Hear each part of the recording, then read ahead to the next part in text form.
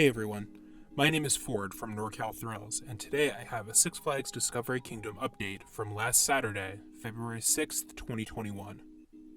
Before we jump in, a quick aside about these updates. If this is your first update from my site, welcome to NorCal Thrills, the only fan site on the web covering Northern California theme parks, specifically Six Flags Discovery Kingdom and California's Great America. I started writing these updates in November of 2019, but I didn't get much of a chance to do that before the parks closed for the pandemic. I've been covering Discovery Kingdom and Great America as much as I can, and will continue to do so as the parks hopefully reopen this year.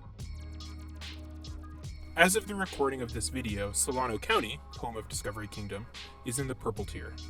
Rides in the park can open when the county reaches the yellow tier, although there's currently legislation pending in the California House lowering that to orange tier.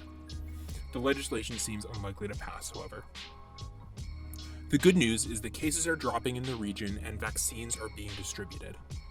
It's definitely too early to give a more definitive date, but this summer seems like a strong possibility for reopening.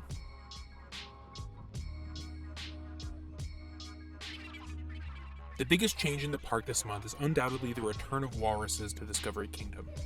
Not only do we have the return of Uppbeat, a female walrus who left the park in 2018 to join a breeding program at SeaWorld San Diego, but also the addition of Puckuk, a male walrus. When I visited, they seemed playful and were right up against the glass interacting with guests. It's good to have these animals back at the park considering that there are only 14 walruses in captivity in the US. Next time you visit, check them out at the Pinniped Nursery. Since it was a beautiful day out on Saturday, plenty of animals were out and about.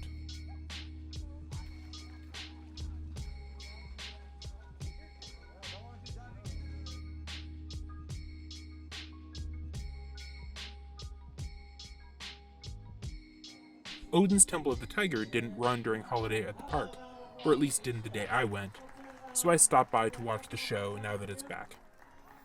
It always amazes me how fast the tigers move considering how big and heavy they are. Taking a quick look at Sidewinder Safari, we see that no real progress has happened since December when I last visited, and since March more generally. That's unsurprising, and some people that claim to be in the know say that the ride pieces are being stored close to the park, so I have my doubts that the entire project is cancelled. But at this point, I'm concerned about the ride opening in 2021. If we don't see any progress in the next 3 or 4 months, then I'm not sure that the ride will open with the park when it hopefully reopens at some point this summer or fall, and will instead open at some point in 2022. But I'll keep checking every time I visit and will report any changes.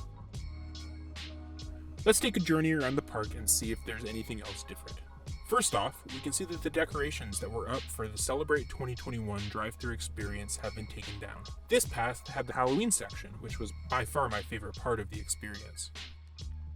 The games no longer have their holiday overlays and instead will be normal until next Halloween. Boomerang no longer features the amazing light package that it had for the holidays. And the path to Medusa's Plaza no longer is full of life-size toys. No DJ entertains spring break guests here. In fact, the only leftover from the holidays is the tree in the main plaza of the park, although I'm sure that will be down before too long. Due to health regulations, the indoor aquarium and shark exhibit are closed until further notice. But the indoor butterfly exhibit remains open. I'm not entirely sure why. Maybe because it's a greenhouse? Some of the rides in Tava's Jungle Land are tarped off or taken apart. Seems like this is a mix of usual winter refurbishment and also to protect the rides from the rain we received in the Bay Area over the last couple of weeks. Before we finish our update, let's talk about ride removals.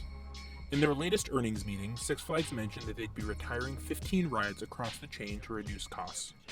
There's lately been speculation that this might be 15 rides that rarely run instead of more popular older rides.